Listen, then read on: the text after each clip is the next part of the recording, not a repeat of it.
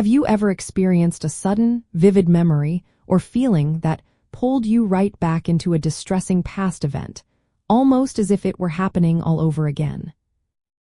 Doctors identify PTSD intrusion symptoms by carefully assessing a patient's reported experiences against specific diagnostic criteria established in professional guidelines, such as the Diagnostic and Statistical Manual of Mental Disorders, 5th edition, also known as the DSM-5.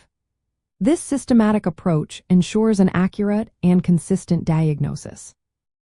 These intrusion symptoms, referred to as Criterion B symptoms, are involuntary and persistent re-experiencing phenomena directly related to a traumatic event. They can manifest in several key ways, including recurrent, involuntary, and intrusive distressing memories of the traumatic event, which can feel very real and overwhelming. Many individuals also report recurrent distressing dreams in which the content or affect of the dream is related to the traumatic event. Furthermore, dissociative reactions, such as flashbacks, where the individual feels or acts as if the traumatic event were reoccurring, are a hallmark of intrusion. Intense or prolonged psychological distress add exposure to internal or external cues that symbolize or resemble an aspect of the traumatic event is another crucial indicator.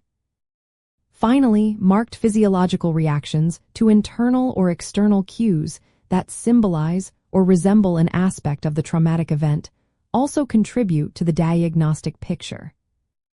When a patient presents with potential PTSD, a doctor will conduct a thorough clinical interview, asking detailed questions about the nature, frequency, intensity, and duration of these re-experiencing symptoms. They will inquire how these intrusions impact daily life, relationships, and overall functioning. This careful elicitation of information allows the doctor to determine if the reported experiences align with the specific definitions and thresholds set forth in the DSM-5. The doctor will also look for evidence that these symptoms are not attributable to substance use or another medical condition. For a diagnosis of PTSD to be made, these intrusion symptoms must have been present for at least 1 month following the traumatic event.